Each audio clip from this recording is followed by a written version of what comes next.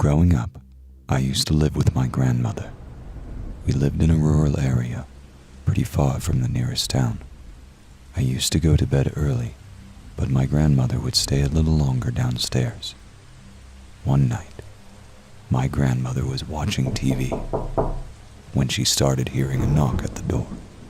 Strange. Who could that be at this hour? She got up and started walking to the door. She opened the door. No one. Maybe they went away after she took some time to answer. She went back inside. She sat down on the couch a little more, watching TV, but always with the feeling that something was not right, as if someone else was there with her. A few minutes have passed and my grandmother was about to go to sleep, and she listened to stepping noises from upstairs. She went up to check if everything was okay. She could hear noises coming from the bedroom, as if someone was going through her things. She carefully peeked inside the bedroom, and that's when she was filled with horror. She saw a man going through her drawers. She hid behind the wall and was now breathing very fast. She had no idea what to do, and it was only a matter of time until he would come out and find her. In those few seconds, she started thinking about how to pick me up from the bed and take me outside the house without being seen. But that's when she started listening to heavy breathing behind her. She turns around and she sees him. Turns out, my grandmother managed to grab the lamp that was in the table and smashed it in the guy's face. He was knocked out. While he was on the ground, my grandmother called the police and they took him in. This happened 10 years ago. I am now in my first year of college.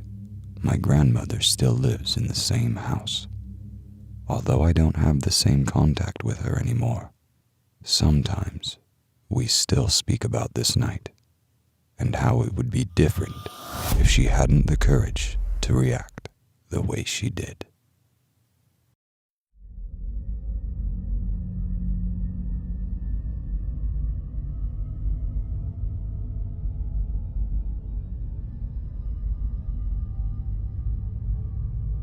This story happened to me last year. It's the first time I can speak about it and has given me nightmares since then. I hope I can get some help just by talking about this. It happened at 3:30 in the morning. I woke up and was having trouble falling asleep again. I remember trying for about an hour, but I just couldn't. I got up and went downstairs to get a glass of water. When I reached the kitchen, I realized the back door was open.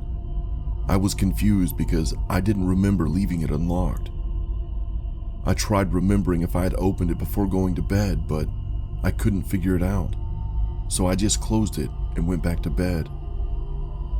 While I was trying to sleep, I felt different this time. I couldn't stop thinking about the back door being open. Could it be that someone has entered my house while I was sleeping? Was someone in my house all this time? I asked this question to myself over and over until something that made my skin crawl happened. I heard a noise coming from the dark corner of my room, between the closet and the wall. I turned on the light, and in the corner, there was a man looking at me. I was frozen, looking at him. He was old and had this crazy grin on his face. He was just looking at me. I will never forget that look. I managed to gather some courage and ran downstairs with my phone in hand. I called the cops. A few minutes later, they appeared and took him in. They told me he had been living in the attic for at least a few days. I moved out of that place and will never live in a home with an attic again. I live with my boyfriend in a small apartment. It's enough for us because we don't really have a lot of stuff and we just want to start our lives together. The apartment is in a small community where we practically know everyone. It's quiet and safe, or so we thought. The other night, we were on the couch watching a movie. It was around midnight when we started listening to someone knocking at the door. I looked at Sam, my boyfriend, and he looked surprised at me and asked if I was waiting for someone at this time, to which I replied, "Who receives guests at midnight?" Anyway, Sam went to the door and looked through the peephole, but there was no one there. He came back to the couch and tried to calm me down, saying that maybe it was nothing, or someone mistakenly knocked at our door. He didn't look sure of what he was saying, but I tried to forget about it and just continued watching the movie. Around 10 minutes later, it happened again. Someone knocked again. This time, me and Sam went to the door. He looked through the peephole. Someone was at the door, but not close. Sam could only see a silhouette of someone in the middle of the hallway. Sam asked who it was, but we got no answer. He told me to grab my phone and be prepared to call 911 just in case. He told me he was going to open the door to see who was there. Because the door has a security chain, I felt better, but I was still scared. Sam starts opening the door, and as soon as he does, the arm of a man passes between. It sounded like a man because he kept screaming at us to leave his house. We stood back and watched this happen. Meanwhile, I had already called the cops and they were on their way. But while we waited, the man did not stop for a second.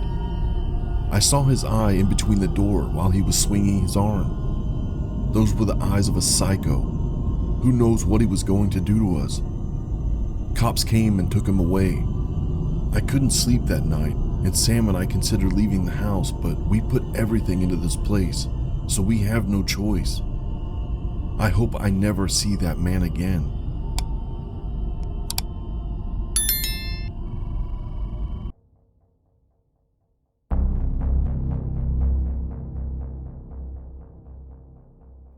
This happened when I was 7 years old. I was a very timid girl back then, and the events that transpired that day have stuck with me ever since. I was staying over at a friend's house one Saturday afternoon, and we were both sitting on the couch watching cartoons. For the sake of the story, we'll call my friend Kate. Kate was 2 years older than me, but she could be best described as a tomboy. Unlike me, she was tough and didn't hesitate to beat up any boy at school for saying mean things behind her back.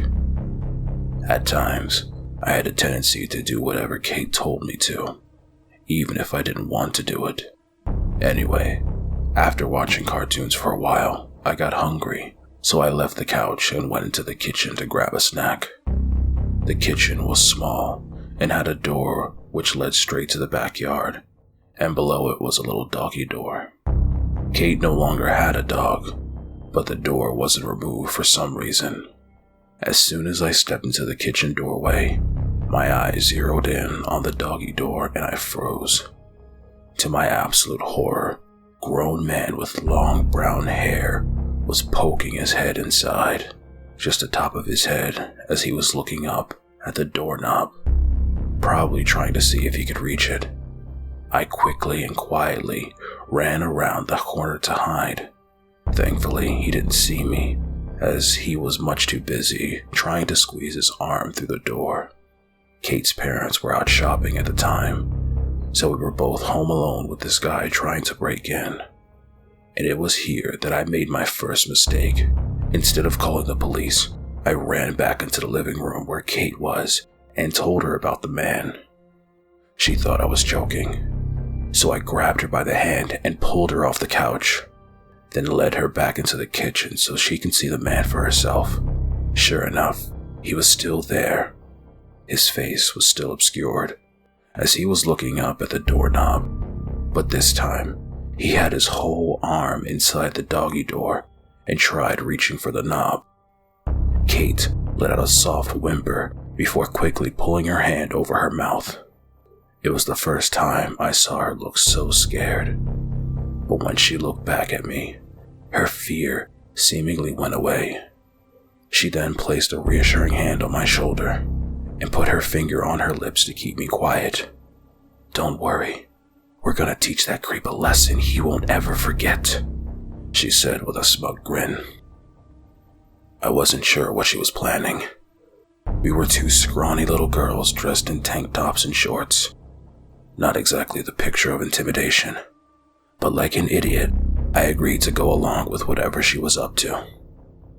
"Okay," I said. "Great. We're gonna have to sneak up on this guy. So do what I do and follow me. And be quiet," she said before walking into the kitchen with me close behind. Even though we tried our best to be stealthy, our feet squeaked loudly across the floor with every step we took. Kate's mom must have cleaned the floor recently, and since me and Kate were both barefoot, the squeaking was twice as loud. We stopped and looked at each other nervously for a moment, thinking we were done for. But fortunately, the man's constant fumbling with the locked door blocked out any squeaks we made. By sheer dumb luck, he hasn't alerted to our presence, even though our footsteps were as loud as an incoming freight train.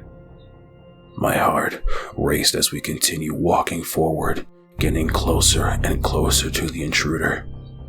The man hadn't noticed us yet, but he yanked his head and arm out after seemingly giving up and reaching for the knob. Kate sighed in disappointment, but figured he'd be back to try again. She then sat down in front of the doggy door while I sat beside her. "As soon as he pokes his head in, we're going to kick him as hard as we can," Kate snickered as she raised both her feet off the floor and bent her knees back, preparing them for a kick. I did the same, and we both just stayed in that position, waiting for the man to return. No more than 20 seconds passed before the doggy door flap opened again, and the man popped his head in, this time giving us a good look at his face. But we didn't kick. We just sat there, frozen, eyes wide with fear, as we tried to comprehend what we were looking at. His face. My God. His face looked like it had all of its skin ripped off, leaving only exposed muscle. The top of his head looked normal enough with brown hair, but his face was gone. This is not a face we were expecting to see. Looking back, I'm not sure if his skin was actually gone, or if he just had a detailed tattoo my 7-year-old brain believed to be real. If it was a tattoo, then damn, it was a good one. The exposed muscles and sinews around his cheekbones looked so lifelike that it left both me and my friend petrified. The man himself was also surprised when he saw us for the first time. He glanced between the two of us, completely speechless. And why wouldn't he be? He wasn't expecting to find 2 little girls waiting for him on the other side of the doggy door, with their bare feet raised in the air ready to strike mere inches from his face. This entire situation was so surreal. After a minute of awkward silence, as we just looked at each other, the man finally smiled at us. And when he did, me and my friend began to quake in fear. As if this guy couldn't get any weirder, his mouth was full of razor-sharp teeth, almost as if he was a monster straight out of a horror movie. Then, without warning, he lunged his head forward, mouth open wide like he was ready to bite. Me and Kate screamed as we fell flat on our back, yanking our feet away from the man's teeth, just as they snapped shut. He missed us by mere millimeters, and we weren't about to stick around to see if he could try again. I quickly scrambled to my feet and bolted out of the kitchen. Kate, however, took a little longer to get up, and the man was able to grab her ankle, making her fall to the floor. Looking over my shoulder, I could see Kate screaming as she was being dragged towards the man, who once again had his mouth wide open, ready to take a bite. Kate started kicking the man's face with her other foot, making him let go for a moment, only for then grabbed by her other foot. I raced back into the kitchen, grabbed a few apples which they had been sitting on the nearby table, and started throwing them at the man. The man groaned in annoyance as he let my friend go and scrambled out the doggy door. We could hear his frantic footsteps fading away as he finally left our house. I guess he didn't think breaking in was worth getting pelted by apples. We never told Kate's parents about what happened. I mean, what would we even tell them? A man with no skin on his face and a mouthful of razor-sharp teeth tried to break in and nearly bite off our toes when we confronted him. Her parents would think we were crazy. I don't know if that guy was ever caught, but I hope he never tried this with anyone else. I'll probably never forget that face for as long as I live.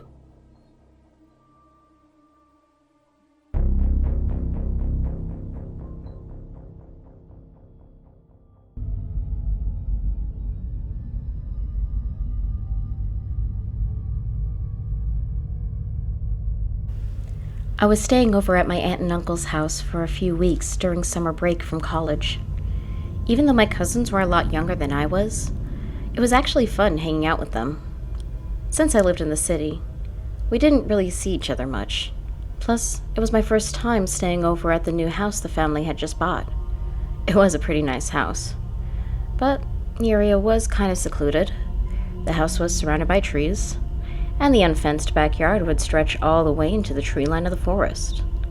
As nice and peaceful as it looked sometimes, admittedly, it creeped me out as well. There'd be times that I would look out into the forest and get that feeling like somebody was staring back. Honestly, the area was so vast that somebody could actually camp out there and we wouldn't even know it. One afternoon, when my aunt, uncle, and cousins went to go and run some errands, I decided to stay home and catch up on working out. After taking a shower, I made my way downstairs to the living room to retrieve some exercise equipment. But just as I was in the process of doing so, that's when I heard the sound of the back door by the kitchen begin to burst open. At that moment, my mind and heartbeat started racing. Did somebody just break in? I asked myself.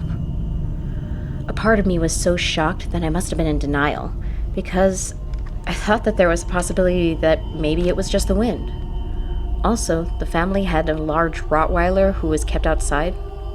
For sure, I thought to myself. I would have heard him barking if there was an intruder. But any doubt I had went away when I heard the footsteps of what sounded like a large man making his way through the clutter of the kitchen. Right then and there, I knew I had to either run or hide. I figured there was no way I had enough time to escape out the front door, so instead, I decided to hide behind one of the large curtains by the window in the living room. Since the fabric draped all the way down to the floor, it actually did a good job of concealing me. I covered my mouth and did my best to stay quiet as I hid. But as much as I wanted to remove myself from the situation, I could hear everything the intruder was saying. He was opening some of the doors on the first floor. At first, I thought it was because he was looking for valuables. But then a sense of dread came over me when I realized he must have been looking to see if somebody was home. Maybe he was looking to see if I was home. I was hoping that the person would just quickly take some valuables and leave. But if he was dead set on turning the place inside out, then I knew I wasn't safe. There was no telling what he would do when he would find me. Thinking I had no choice, I peeked through one of the creases of the curtain. I knew that if he was coming this way, I had to be ready. It wasn't long until the sounds of the intruder finally made its way to the living room. And that's when I was finally able to see him. As scary as it already is to see an intruder in your house, I was even less prepared for what I saw. The intruder was wearing some kind of camouflage that hunters would wear, but he also had bits of leaves and twigs attached all over his uniform like a ghillie suit. But the most jarring thing about him was the expression on his face. I'll never forget the way his eyes pierced through the camo face paint.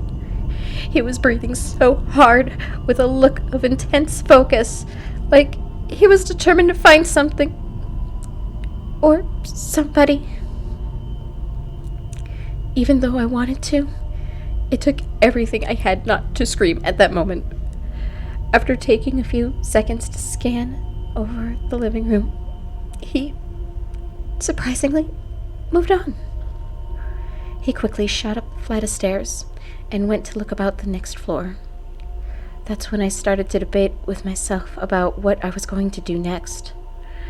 I knew that it was just a matter of time before he would check any spots he missed, including the large curtains. But I was so scared, I couldn't even get my legs to move. I thought that, at any moment, if he heard me running, he'd be able to chase me down before I could even reach the neighbor's house. While I was struggling to figure out what to do, I could hear him upstairs, ransacking the place and looking everywhere. That's when I finally found the will to move. But before I could even attempt to come out of hiding, I heard the sound of police cars in the distance. Did somebody see him break in and call the cops? I thought to myself. But I knew that it was unlikely, since the neighbors were too far away to see anything.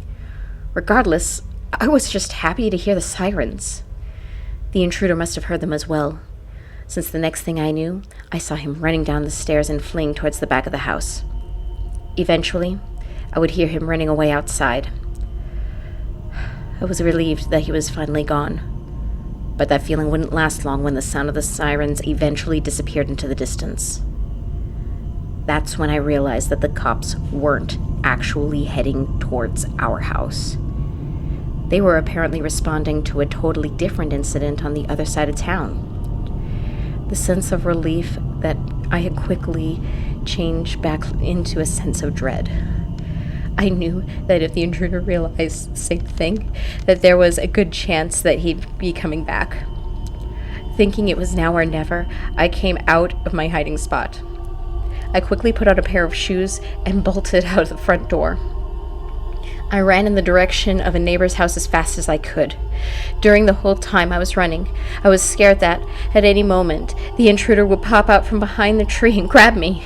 But after a few minutes, I was fortunately able to reach the neighbor's house. The old couple who lived there eventually let me in, and we immediately called the cops after I told them what had happened. Shortly after, the police came and searched the whole area. Shockingly, deep in the woods, behind the backyard, they had found several empty water bottles and protein bar wrappings by a tree. The trash looked like it had been piling up in that one spot for at least a few weeks. The cops had concluded that whoever had broken into the house had been scouting the place out for a while. After being told of the disturbing information, my aunt and uncle quickly got the state-of-the-art security system installed the very next day. Oh, and if you're wondering what happened to their supposedly trusty Rottweiler, the cops had found him preoccupied with gnawing on the bone of an old steak. Apparently that's all it took for the intruder to get past him. When it was all said and done, everybody was just happy no one was hurt. But at the end of the day, I still haven't gotten over it.